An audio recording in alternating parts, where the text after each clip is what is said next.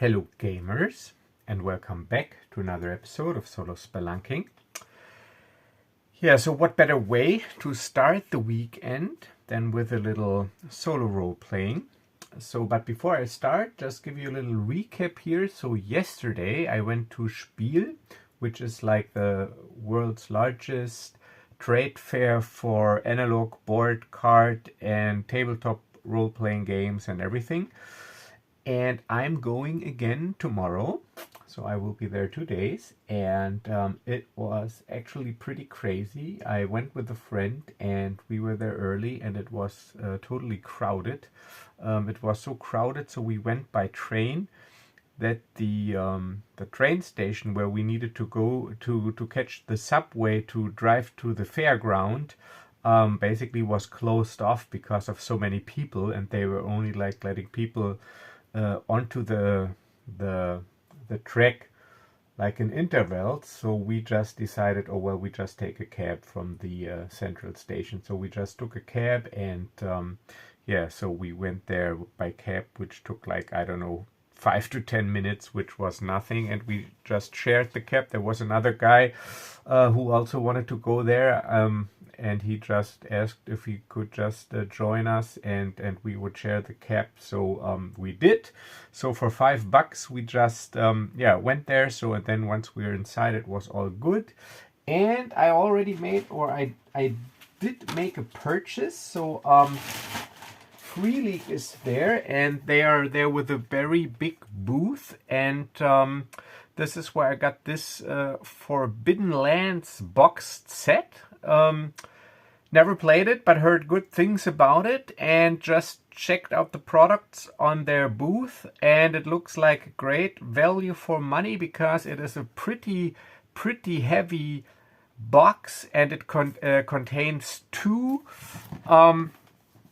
leather bound, so it's faux leather but still, so fake leather bound hardcover books, a player's manual and a game master's guide, a Legends and Adventurers booklet, a full color map, and a sheet with stickers to mark adventure sites on the map. And as you can see, I haven't opened it yet because, as you know, I have a YouTube channel, and so there's gotta be an unboxing coming. I will open this up here on the channel, do an unboxing, but like I said, I will go again tomorrow, and I might pick up some more stuff. So I think this was actually a pretty good value. I mean, Free League, they're pretty good when it comes to value. I mean, look at the Dragon Bane boxed set, which also includes a lot of things, for like $40, and this one was $55, but still $55 for two leather bound, even if it's fake leather, hardcover books and an adventure booklet and a map and stickers.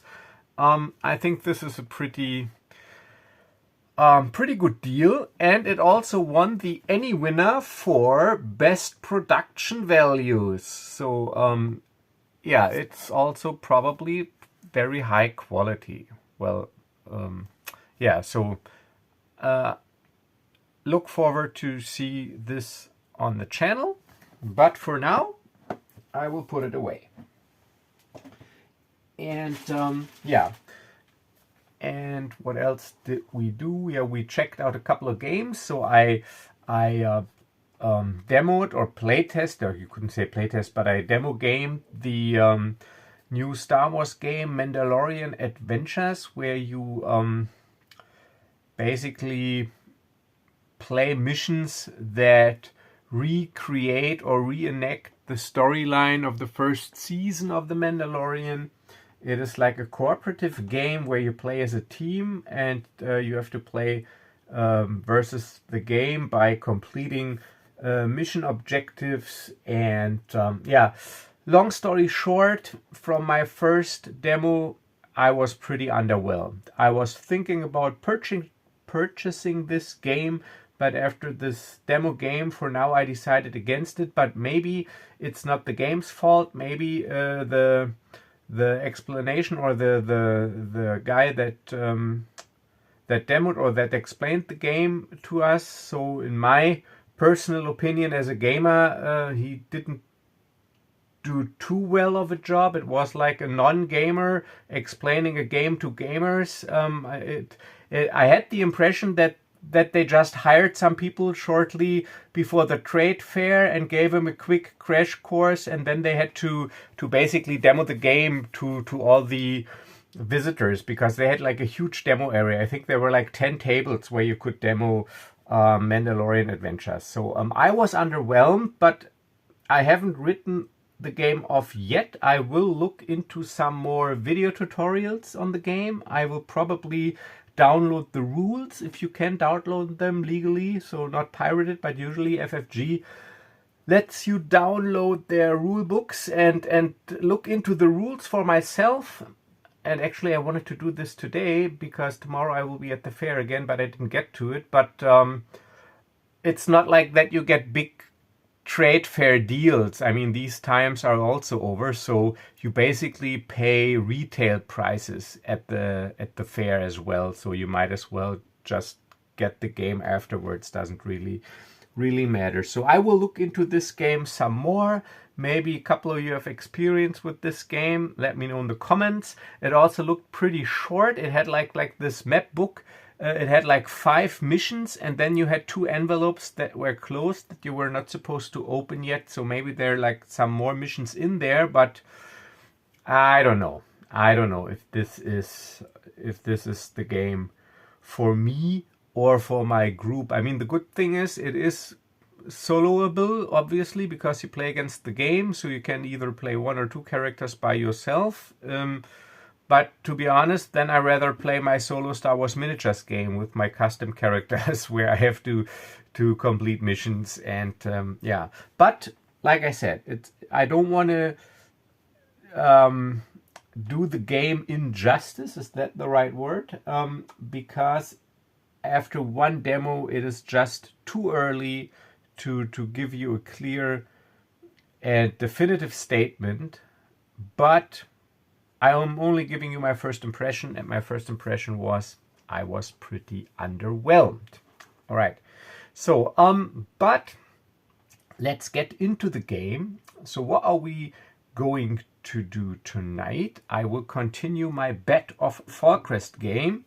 So this weekend I try to get in another double feature. So it'll be Bat of Fallcrest tonight, and then if I get to it, Sunday night, the next episode of Tiny D6, Keep on the Shadowfell. Tomorrow there will be no video because I will be at the fair all day, and when I'm back, I'm probably beat, and I'm probably not in the mood of sitting down and making a YouTube video. Yeah, so that's that. Yeah, but I really liked this little story arc that I started, and so I decided I will continue this. I don't know, maybe it takes me like 2 or 3 more sessions to complete this little story arc. And yeah, so technically this is not the solo RPG challenge anymore of the month of September, because September is over, but I will continue, of course, playing my minimalist system. And to keep it consistent, I will also continue using only a minimalist setup. So generic pawns, generic battle mats, nothing fancy. And as a little reminder or refresher, I just read you the notes from my notebook that I just jotted down after the last session. So the Bat of Fallcrest. I heard rumors about a new drug flooding the streets of Fallcrest. I want to look into it. Observe strange happenings in a closed-off part of the port, where I fought a capable female rogue who was obviously waiting on something or someone. Nothing happened that night after the fight. I tailed the female rogue to a used clothing distribution center, or better, to a distribution center for used clothing, where used clothing is distributed to the poor. Didn't get into it, and I went back to my rented room in my tenant building, my common room, and I called it a night. So this is where we will start our next session, session 2, in Fallcrest. So I get up a little bit later, or a little bit late, because it was a long night. I regenerate, usually by my minimalist system, you regenerate one of your hits during the night, but I wanted to keep it a little cinematic, and so I will regenerate 1d3 hits per night of sleep. So if I'm lucky, I'm fully healed. If I'm unlucky, I only heal 1 hit, otherwise 2. So I've taken 3 hits, so I'm slightly wounded. So this is more or less abstract. Yes, 5 or 6 is a 3. So I recover fully. And I am back to full health. So this is why I also got up a little bit late. I had to sleep in to recover. And then I just start my work in my smithy workshop, or smithy, in my smithy. So I think that's what it's called. So get this stuff out of the way. So by day, this is how I look like. I'm Brian Wayne, a master blacksmith who has a little smithy that I inherited from my adoptive father, if you will, because as any good Batman mythos needs the story element, my parents were killed by brigands on the road, and I was taken in by a blacksmith who didn't have any children of his own, and and he taught me the trade, brought me up. I became a master blacksmith, inherited his smithy, and by day I work as a blacksmith, and by night I become the Bat of Fallcrest, masked vigilante that strikes fear into the hearts of the common and petty criminals. Alright, so that's my story. So I'm in my smithy and I do smithing work, and let's see. So there are a couple of patrons coming in. Let's see if maybe my nightly exploits. I mean, I had a fight, however, in a closed off part of the port, but maybe it got noticed. Maybe somebody talked about it. Maybe it made the rumor mill. So let's see. 1 or 2. It did. 10, no. So I don't hear any talk about my nightly exploits, which is of course good. And at around noon, I closed the shop for my lunch break, basically, and I take a box of crude nails that you use to attach horseshoes to hooves. And I take a little box of nails, and then I walk over to the used clothing distribution center that I discovered the night before, where I trailed the female rogue to, and to see how this place is by day. Let's see if it is actually open. 50-50. You know what? I will use a percentile oracle just so if I roll doubles, I'll insert a little twist into the story. So 50%, it's open. 0.4, which is an exceptional yes. So not only is it open, but there's also a huge crowd in front of the store, because maybe, I don't know, maybe they got new clothes in, or there's a special event going on where everybody gets like 2 pieces. I don't know what it is, but there's a crowd, there's a line in front of the store, venue, whatever, and and there are a couple of people working there actually, and they distribute clothing to the poor. So there are some families, I don't know, widows where their husband died and now they have to like provide for their family by themselves, with kids that need clothing, and elderly, and people that are like, I don't know, missing a limb, that got injured maybe in a war or something. So these kind of people are there, and so there's a line. So there's there's a lot going on actually at this time of day, and let's see. So yeah, so I see if I can see who's working inside from the outside. So this is not a check, this is just a percentile thing if it's possible. So 50-50 again.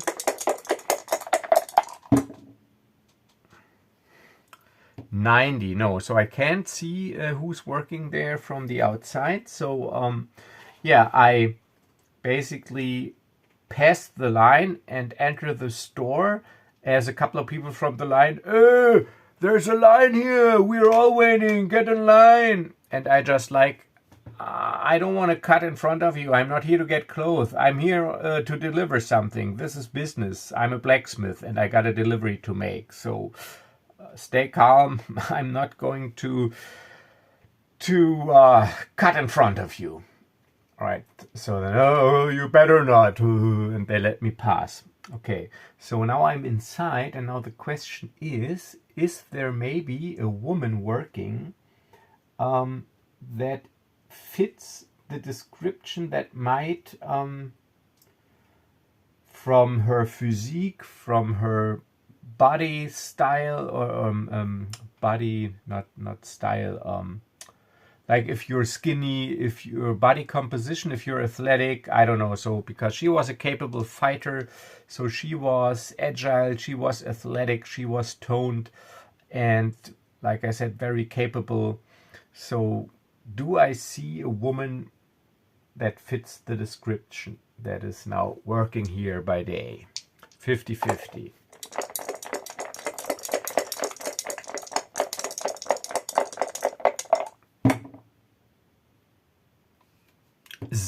08, yes indeed. So there are 3 people working there, 2 men and 1 woman. And the woman, not only is she pretty beautiful with long brown hair and brown eyes and fine facial features, but also, even though she's wearing normal baggy clothing, I can still, with my schooled eye, with my sharp senses and my combat experience, tell that this woman underneath these baggy clothing has a well-toned and well-trained body. The way she moves, the way the clothing sometimes flows over the muscles in her arms, I can see, all right, though this woman is a fighter. But what's even more of a giveaway, if you have seen the episode, so we were in a fight and it was kind of rough. So she's also a little bit bruised in her face. So she's got some bruises and some bruises. As if she got in a fight, if she's gotten in a fight. So I'm pretty sure, because it was dark and she had a hooded cloak, she didn't wear a mask, but I'm pretty sure this is her, the woman that I trailed. I'm pretty sure. And yeah, so I walk in there with my little box of horseshoe nails in my hand, as then also this woman that where I'm sure that this is the woman from last night, she addresses me. Hello there, good sir. How may I help, or how can I be of service? Or you don't look like you're here for clothing. And I just put on a charming smile and go, no, indeed I'm not. I'm here to deliver these horseshoe nails. This package of horseshoe nails. Your delivery. She goes, that is strange. I think we didn't order horseshoe nails. Maybe you didn't. Maybe one of your colleagues? Hey, she looks right and left to her colleagues. Did any of you order horseshoe nails? No. We don't even have a horse. Yeah, now as you say it, yeah, that's true. No, we didn't order them. There must be some sort of mix-up. All right, maybe you're right. Well, thank you. I will ask around. Maybe I just got the address wrong. I don't know. But it was nice meeting you. And yeah, I smile at her and try to provoke a favorable reaction. So I'm using my charm of 2 and my interaction skill of 2 for a total of 4 and make a roll.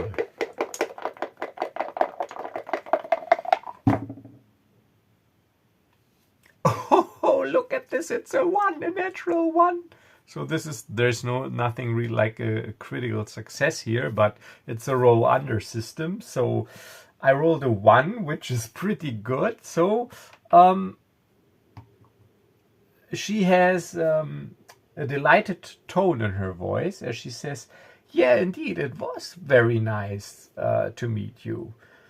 I'm actually a little sorry that we don't have a horse. If we had, I'm sure we would place our orders with you in the future. Oh, and I smile back at her. Well, you can always come by my shop and take a look at my wares. Maybe there are other things you need that I could provide made out of iron or steel than horseshoe nails. Why don't you just come by one of these days? We have a little talk. You take a look at my shop and maybe we can work something out. And she looks at me, you know, I might actually do that. Yeah, and I describe where my shop is located. All right, so this went well, so I leave. So now I have basically verified. Oh, all right, but before I leave, of course, I have to ask her name. I gotta be polite. So I go like, my name's Brian, by the way. Brian Wayne. So it was a pleasure to meet you, Miss Kylie. She goes, Selina Kylie. Ah, all right, Selina Kylie. That's a nice name. Probably won't forget it. So see you soon, Selina. Well, I hope, Brian. And I leave. All right, so now I have determined that she actually works there by day 2. So the thing is this just like a front for the operation, or is she like also leading some sort of double life and it is pure coincidence? She just went there because this is her basically safe house or hiding place and it has nothing to do with a drug operation. So that would be something I would need to find out. And yeah, the thing is though, if it's too late, the shop is already closing. So yeah, what I will do is I go back to my smithy and do a little bit more smith work, and then in the afternoon, so when it's not too late, I close my shop early and change my clothing, obviously not into my Bat of Fallcrest armor and suit, but into normal travelers, peasants, wanderers clothing, and also with a non-distinct gray hooded cloak. And I head over there, and hopefully there's still the store is still open, there's still some distributing going on, and I will find a secluded spot. Maybe is there like a tavern nearby where you can basically sit outside or sit at some sort of window where you can take a look at the store. I basically want to do a stakeout. I want to stake out this this clothing store. So let's see, 50-50 again, the usual. If you don't know, it's always 50-50. Do I find something where I can... 34, yes.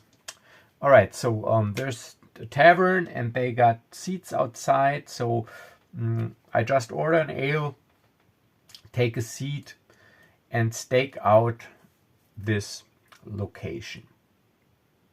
And sure enough, after maybe half an hour, the line is almost gone, and one of the male workers there, one of her colleagues that I recognized from when I was inside, he goes out and basically goes to the end of the line to indicate that they're done for today, so that this is the end of the line, and whenever there's somebody coming, he goes like, sorry, come back tomorrow, we're closing down for the night, so this is your last call, so that there's no more line, so they're about to close up.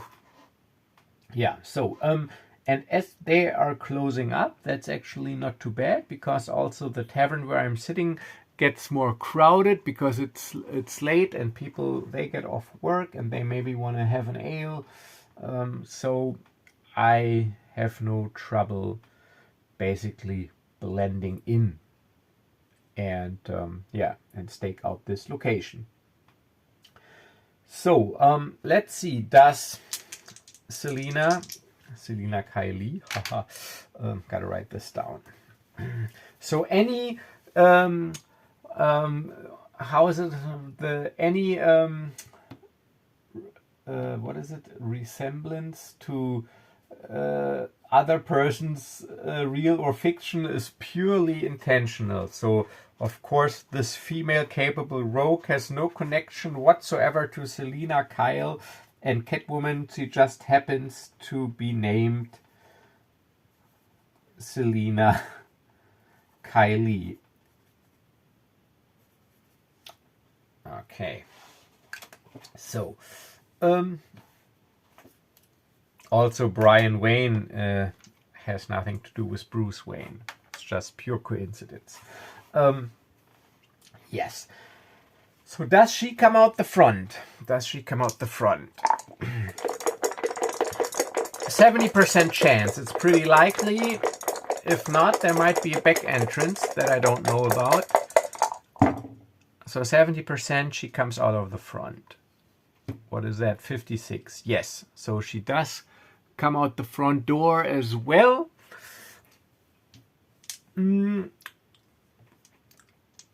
see. Does she maybe also head straight for the tavern to get an ale? Maybe this is her off-work ritual, but I'll give it a 30% chance only. It's unlikely, but it could happen. It's possible. 30% chance. 45. No. So she does not head for the tavern where I'm sitting. So she starts walking away, and this is my cue. So I get up and I leave a gold on the table as tip and to pay for my drink. And all right, so let's do some bookkeeping. So gold pieces. So by my rules, everybody starts with 15 gold pieces. So let's say I bought. So there's only I don't do this converting into silver, copper stuff. So it's all basically gold. You could just call them coins. So I paid 1 gold, but still 1 gold for my common clothing and 1 gold, which is probably way too much for my drink. So I'm at 13 gold pieces at the moment. And so I get up and I try to tail her. And this is a test of body. And you know what, actually, and this is the good thing about my system, you can combine any skill with any ability. And in this case, I think mind would be more fitting instead of body, mind and subterfuge, because it is you have to basically assume where she might move and try to, so that you're not always stupidly walking behind her, so maybe you can take a shortcut, take a parallel road, pick her up the next corner, but therefore you have to do basically some assumptions about where she's going. You need to know the layout and anything. So I think mind is more fitting. It's not like a physical task. I mean, of course you gotta sneak around, but I mean, it's still evening. It's a crowded city, so there are noises everywhere. There may be like people screaming, maybe horses. So it is actually loud. So this is not a question of if I am sneaky or quiet. This is just, do I stop in the right moments? Do I turn in the right moments? Do I just blend in? So it is mind plus subterfuge. Actually, you could argue even if it's charm and subterfuge because of this blending in, looking non-distinct kind of thing. But I think mind fits better. So it's mind plus subterfuge. Got a success chance of 8 on a d12.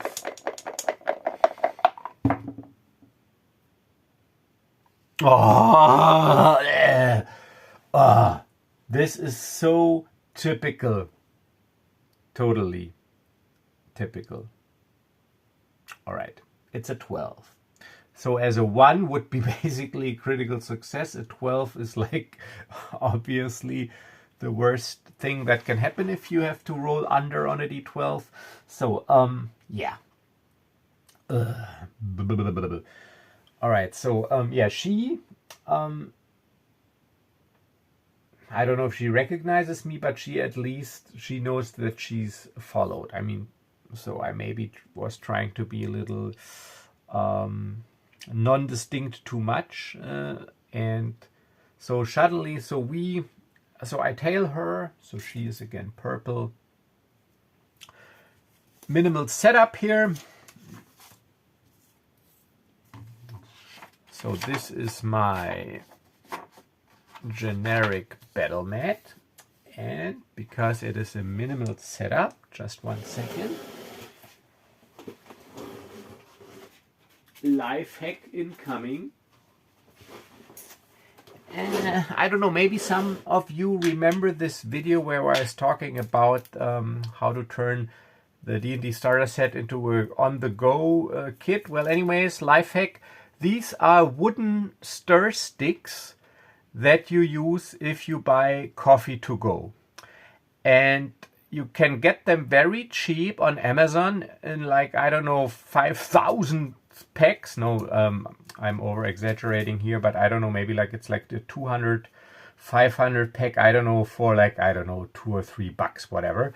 And these are great in conjunction with this little primitive generic battle mat to do layouts, to indicate streets.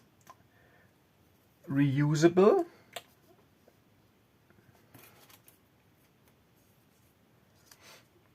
And very versatile.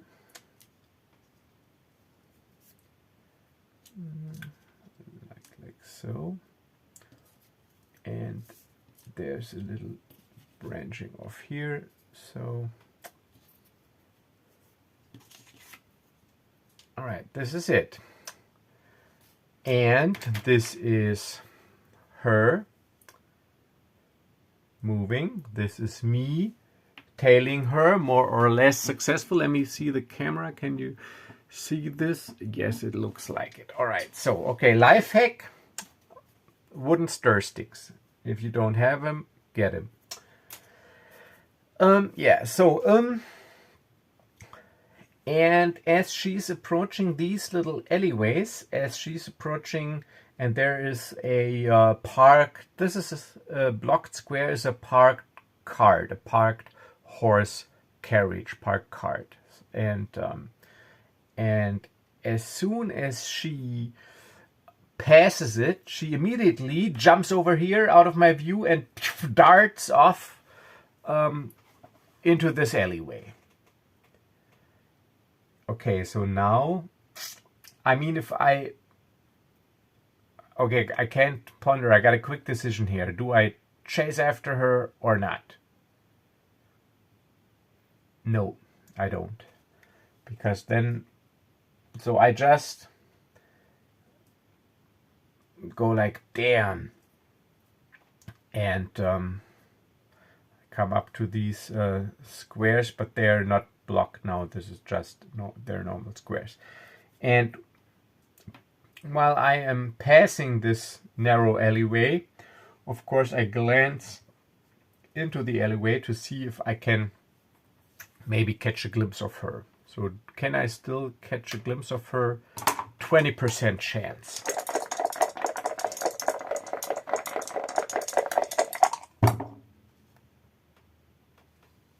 0.4. All right, so this is interesting. 0.4. So not only can I catch a glimpse of her, but instead of, I mean, she is a capable fighter, and so she just hides in a doorway here, and as I pass, she assaults me. And because she wants to know who I am and why I am following her. So, but I still got my cloak. So she jumps out and she attacks. So no initiative. She's got the initiative. She ambushes me. All right, no, wait. I'm like a Batman character. So let's see. I'm checking mind plus subterfuge, but with disadvantage, to see if I can maybe react, which would only mean that I get the chance to win initiative. So we would roll initiative, but I got disadvantage, so I gotta take the higher value. Mind plus subterfuge. 3 and 4, so that would still be a success. So now we roll initiative. She is red, I am black. Alright, so she actually loses the initiative, but it would be uncinematic. So what happens is she makes her first attack, but I am... so she's got the initiative, it's her turn, but I'm quick enough to dodge out of the way, to jump backwards, so that there's still some distance between us. All right, and now she's also holding a dagger in her hand. And she goes, "Who are you and why are you following me? Don't you know it's unhealthy to harass a woman?" And I still keep my hooded cloak in my face, and I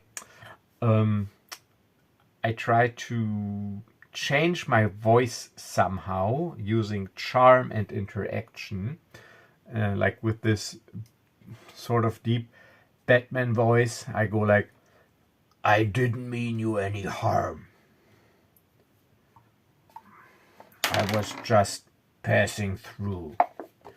Let's see if she...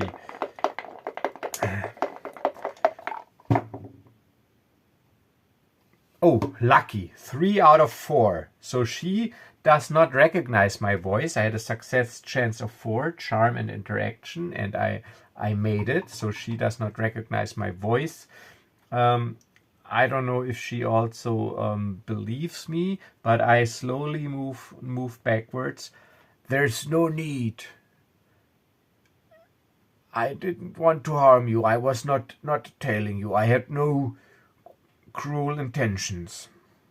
No ill intentions." And I cautiously walk backwards. All right. Does she attack or not? Actually, it's pretty likely that she doesn't, because it's still... I mean, it's not the middle of the night. The shops have just closed. There's still a lot of going on the streets, and she's not in immediate danger, and she probably wouldn't risk the guards. So 85% she doesn't attack. 85% she doesn't attack. 33. No, she doesn't attack, but this is a random event. A twist is injected into the story. This is great. So I move calmly backwards, and she just stands here, dagger in her hand, and she flips the dagger around so that the blade is hidden behind her forearm. So if passers-by pass by, they don't immediately see that she's holding a dagger, basically. So and she just observes me to make sure that I am really leaving. All right, now let's roll for a twist. And I am using, because it's minimal setup, the one-page Mythic GM emulator, if I can find it. Oh, it's here, yeah. So let's roll on the action table. See if I can make sense of it. 08 break. Okay, 08 is break. 84 break. Okay, adjective is rough. Break rough, and action would be also PC player character. Let me 53 gold.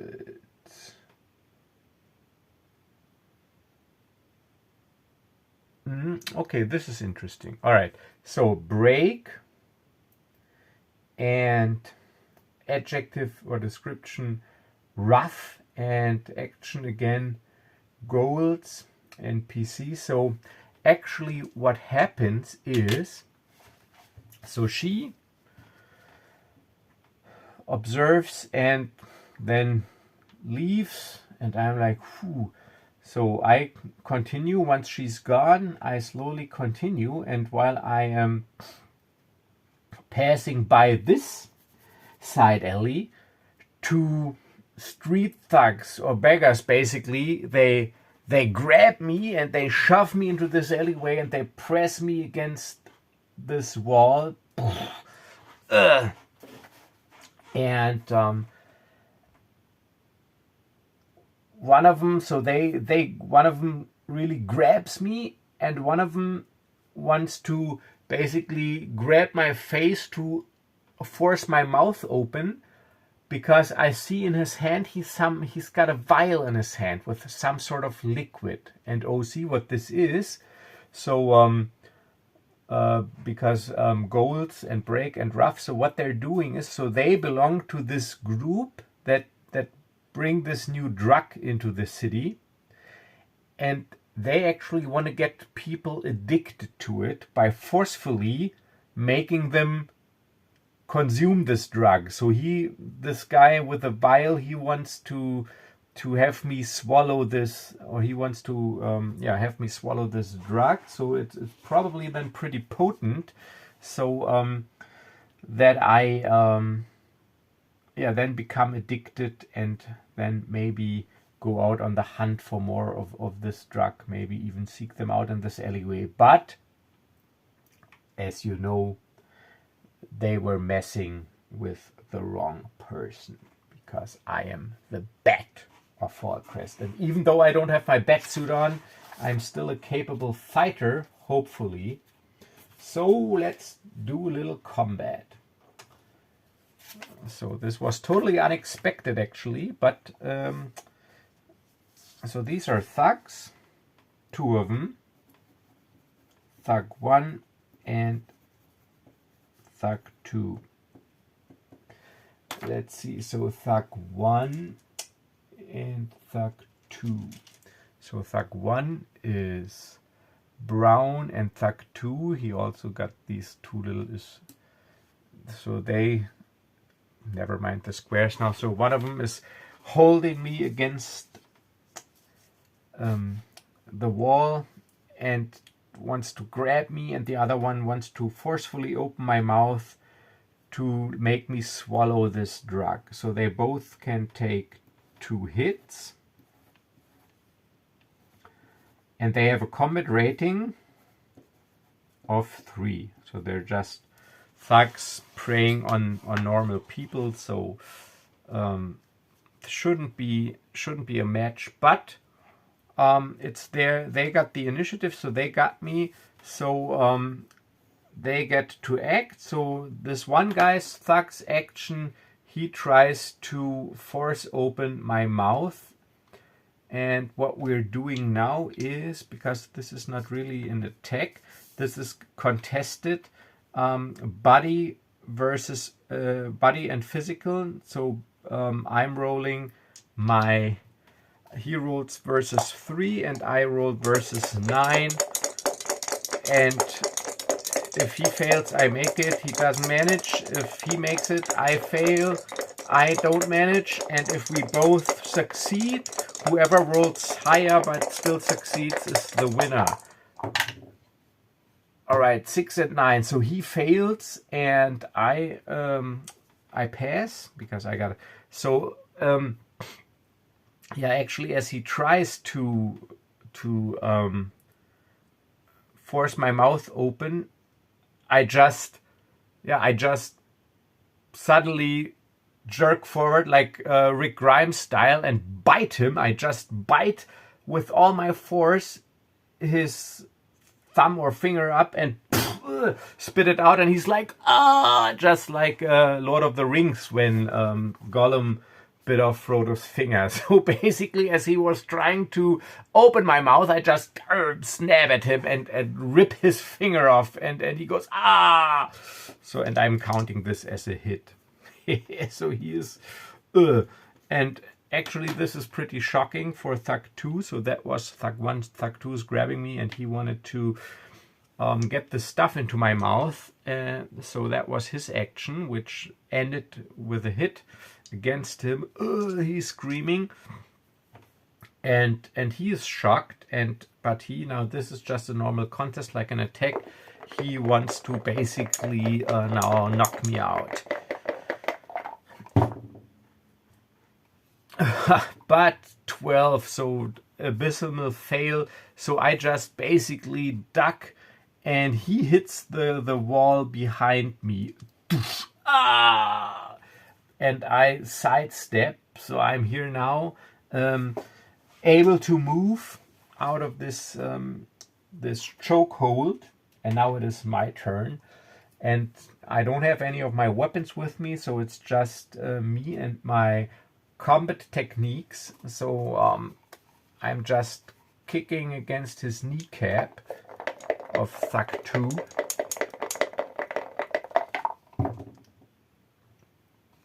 And of course I managed. I got a 9 success chance, body 4, physical 5, 9. So he gets a hit as I basically shatter his kneecap.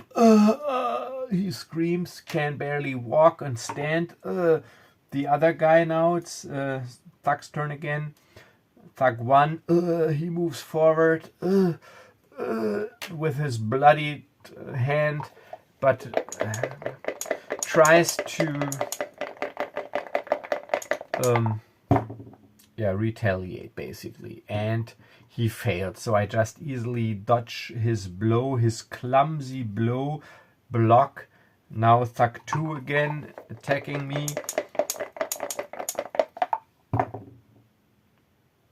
Oh, he succeeds. So I'm not very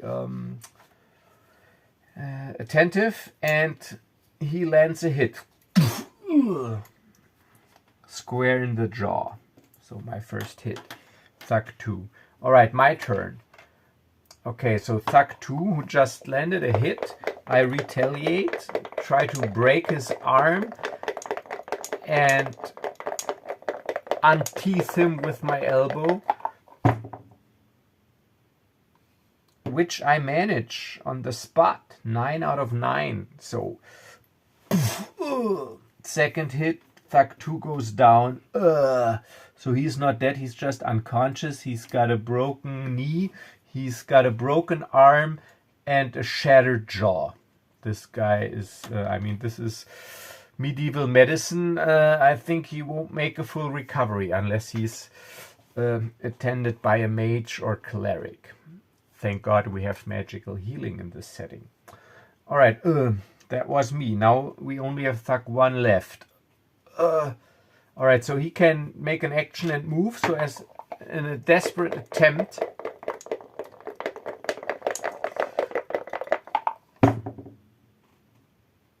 oh, he causes another hit. He hits, and then he moves. However, I don't want to let him escape because, yeah, I want to, of course, interrogate them. So I'm chasing after him. So now it is, you know, chase scene skill challenge time. So this is also not body and physical now, but it is physical and mind, because it is as much parkour as it is knowing where to go, lay of the land, etc. So a physical plus mind, it's an 8, and I gotta get 4 successes.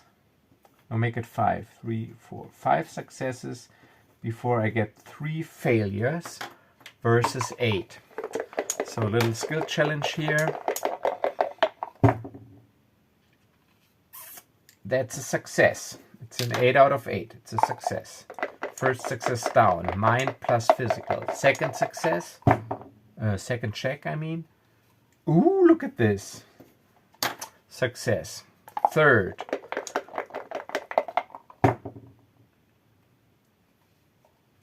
Failure. First failure. Again. Success. 3 out of 5 successes. So we jump over crates, pass, failure. Come on, this is my town.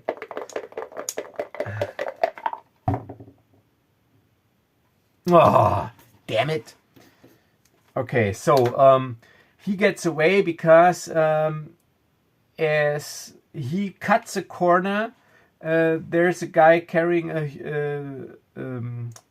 with a cart, with a small cart with a barrel, and the horse, it's scared and it shrieks and it's all a mess, barrel, and never mind, I don't catch him because of terrain circumstances. But this guy is still unconscious, so I swear, and I get back, see if he's still there. Pretty likely, 70% chance. No, let's make it 60 because maybe somebody picked him up while I was chasing the other guy. So 60% still there. 31, yes, I'm lucky. So, okay, so I take the other guy and I'm not putting him over my shoulder, but I'm basically walking with him with my arm around him as if he as if he would has had too much to drink and I have to assist him. And yeah, now I need to take him someplace where I can interrogate him, but of course not my smithy. Okay, but that's for next time because time is up. Let's check this. Yeah, 53 minutes. Genau. So yeah, so that was session 2 of the Bat of Fallcrest adventure, this time without the bat suit. I hope you enjoyed it, and if you did, please do subscribe to the channel, like the video, comment, and also if you want to play this game yourself, it is a one-sheet RPG that I created for the one-page RPG game jam on itch.io. I will link it in the description. It is totally free. You can pick it up from my itch.io page, which only contains 3 games that I entered in this contest. This fantasy version, then I got a cyberpunk version and a slightly different space opera game. So the cyberpunk version and this version, they basically share the same engine, but obviously with different skills and a few quirks. So my minimalist cyberpunk game even consists, and I think it's a pretty nice a hacking cyberspace mechanic that you could check out. So it's itch.io. I link it in the description, and if you want to support my work and the channel, please do consider to pick up some of my products on DriveThruRPG, and the link will also be in the description. Alright, so this is it for this video. I hope you enjoyed it. Stay tuned for the next one, and as always, stay safe and stay healthy. Until the next time, bye bye.